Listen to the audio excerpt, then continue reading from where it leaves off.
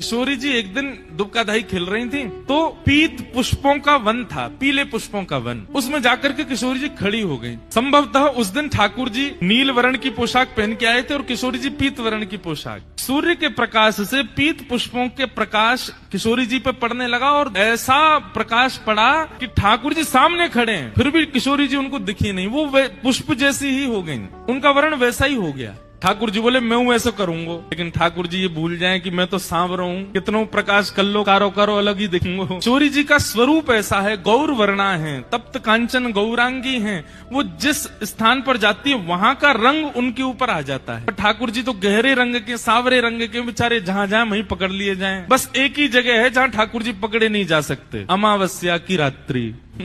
वहां में तो ठाकुर जी तभी मिलेंगे जब हंसेंगे, जब दांत दिखे तब पता चलो ओ ये खड़ो कन्हैया। नहीं तो ठाकुर जी तो अंधियारी रात में खो जाएं, मिले ही ना है। तो पहले ही सखियां जाकर के ठाकुर जी से कह देते हैं सुनो।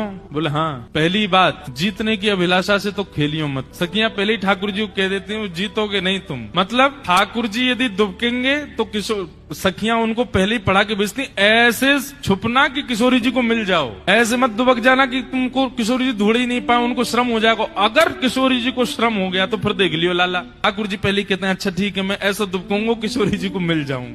कई बार तो ठाकुर जी जहां किशोरी जी खड़ी खड़ी गिनती करें ना 1 2 3, वही पेड़ के पीछे ही खड़े आ जाए ताकि इनको मिल जाऊं मैं जल्दी। ये ज्यादा दूर में गई तो ललता विशाखा मुझे पकड़ लेंगी। तो पहले ही उनको सिखा देते हैं, बोले ज्यादा दूर मत दुबकियो।